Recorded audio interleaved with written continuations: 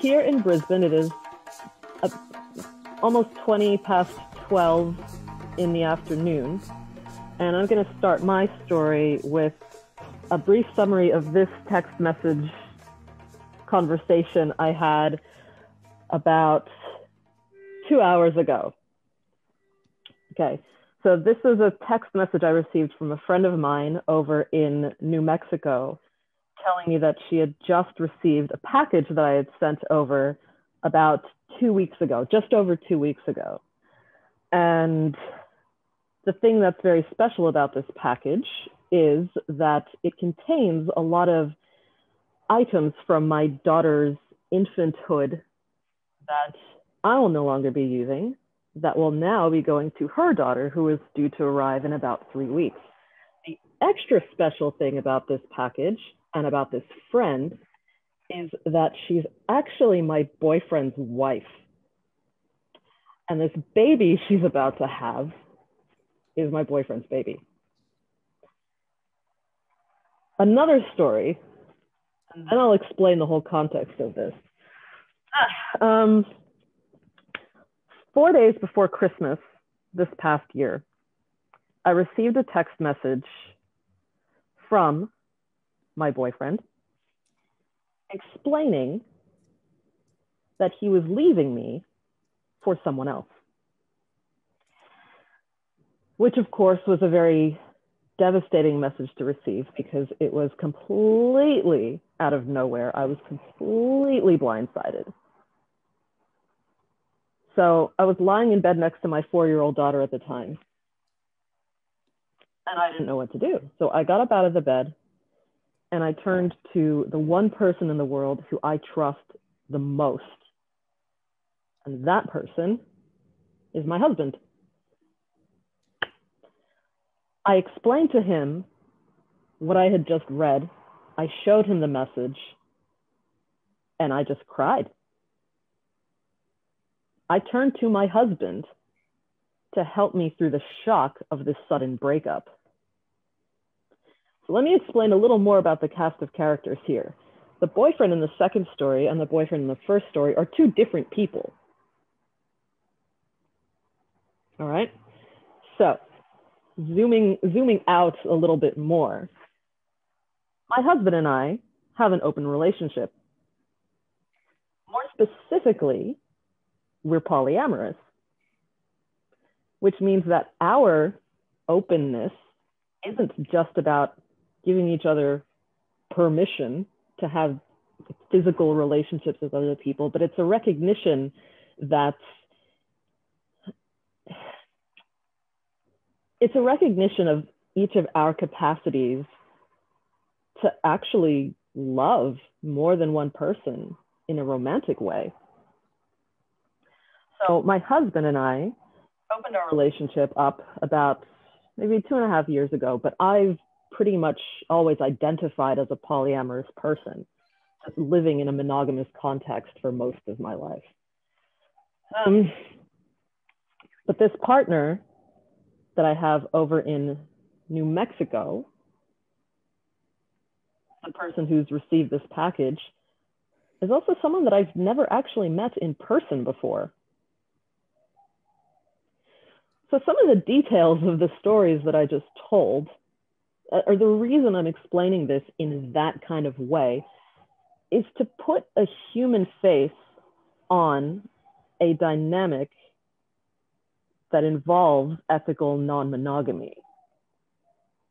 Because the way I live, the way I handle my relationships has generated a lot of criticism for me.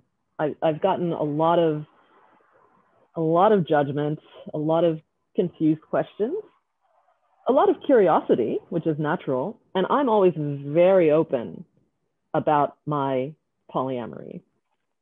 So I appreciate the questions. I appreciate being able to explain to people some of the myths and the facts about ethical non-monogamy. So one of the myths and one of the accusations that I get a lot is that because I am a polyamorous person, that I must not be committed to my marriage. When the truth is that when my husband and I got married, it was because we wanted to build a life together. It wasn't because we wanted to take ownership of each other or because we wanted to, suffer the slings and arrows of the rest of our lives just as the team of two and whatever, kids we may have. That's not to say that there's anything wrong with that. But this idea that there's somehow nobility in human suffering and that love involves sacrifice above all else really doesn't fit in the real context of a lot of people's lives. And it shouldn't have to either. One of the things that I work on a lot with my clients is the questioning of societal expectations that in a lot of situations are completely arbitrary. Again, I have nothing against monogamy. I think, if that's the kind of thing that people choose, then that's wonderful. But what I do question is what monogamy or what the culture of monogamy, the illusions that some people are under about what love actually is based on rules around forced monogamy. If you're dedicated to one person forever and you love that person and you treasure that person and you want to see that person happy and you don't want to get involved in other relationships, that's wonderful. That's beautiful.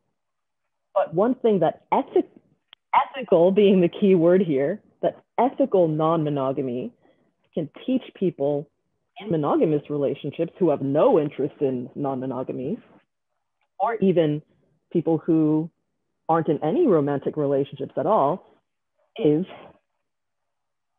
how to manage jealousy, how to manage insecurity,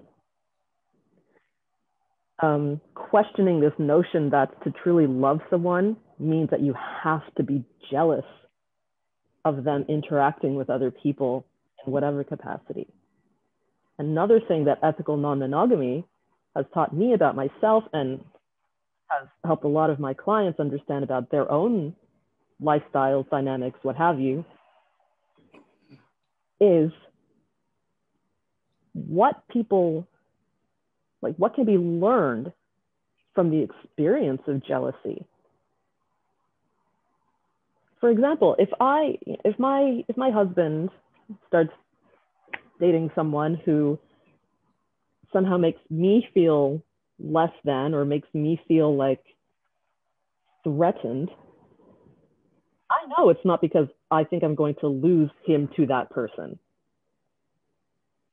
I know that it's because there's something in myself that I feel that I'm lacking, and that having that triggered by his interest in this other person then allows me to reflect on what's causing that feeling and then decide what I want to do about it within myself.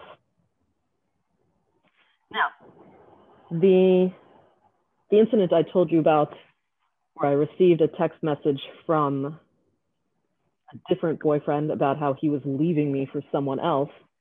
What's really interesting about that case is that the person he was leaving me for was also a polyamorous person, but she was very insecure. She was very jealous.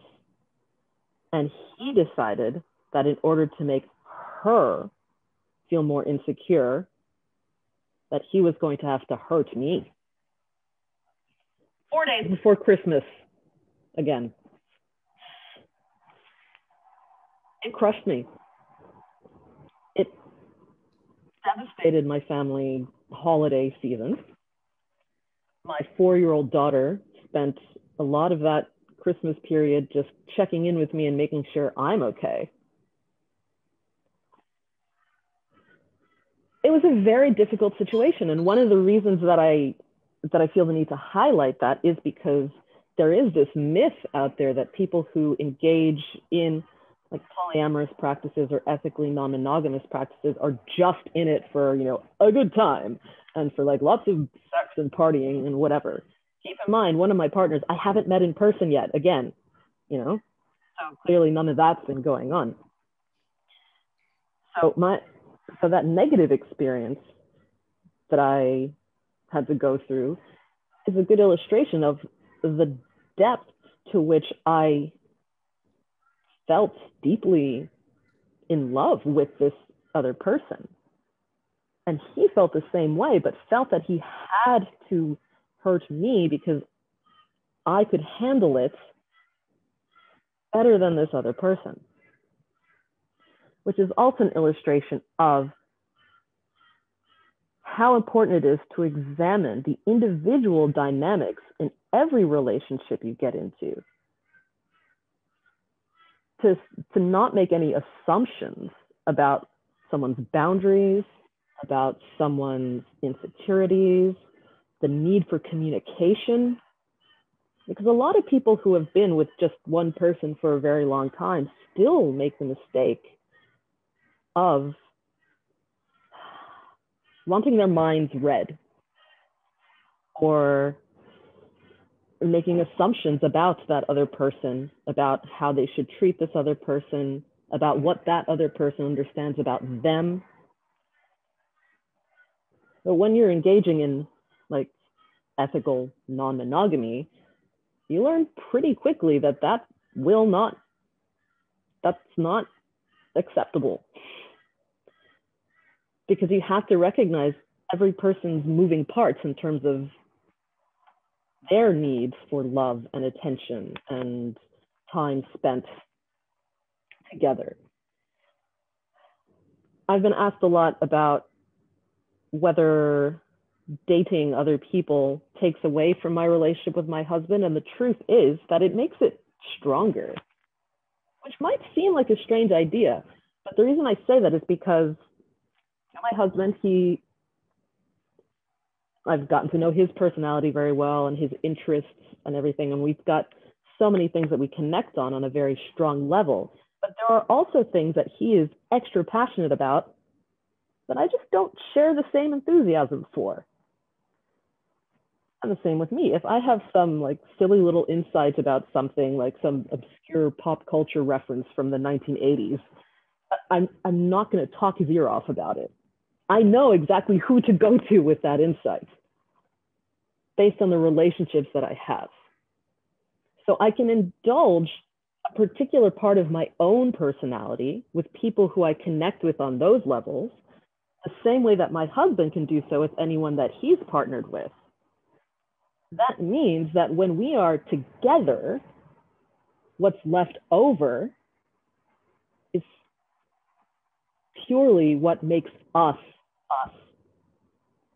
So it's like for us, it's like a more distilled version of our relationship, because we never hold each other as a captive audience for anything.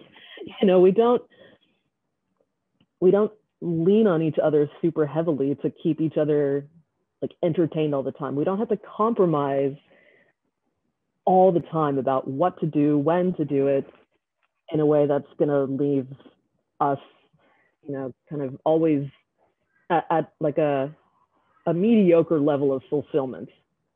It's like, I'm enjoying this activity, I know you're not, so I could be really enjoying it, but instead I'm over here and you're just pretending to be here. And that in any relationship, even in any like friendship, can be really draining, can be super exhausting, can lead to resentment, and can lead to a breaking of bonds. I'm not sure how much time I have left, but another reason I'm very open about my polyamory is because I feel like it's so important to share the individual stories of polyamorous dynamics rather than constantly being in a cycle of educating people in like this is ethical non-monogamy, this is how you do it, because everyone practices ethical non-monogamy differently. That's kind of the whole point. There's no one perfect way to do any kind of relationship, even a monogamous relationship. People have different ideas about what constitutes cheating. And cheating is something that happens in non-monogamous relationships as well. Any violation of an agreement, violations of boundaries that have been clearly expressed, those things happen in non-monogamous relationships. So it really highlights the importance of communication. And in polyamorous communities, that's something that we say a lot, that you have to communicate. If there's any sort of tension, before the tension happens, you have to communicate. You can't make assumptions. You have to communicate, and then if something's still not clear, then communicate some more. So there's a lot to unpack there. And there are a lot of things that I've developed more within myself, a lot of things that I've helped my clients develop relating to self-image, relating to insecurity, relating to jealousy, relating to how to learn from jealousy and from envy. And if that's something that you want to talk more about, again, I love talking about these things. So you can find me on LinkedIn, on Instagram, Facebook. I've got a YouTube channel as well. Just look for Leslie V Coaching. Get in touch.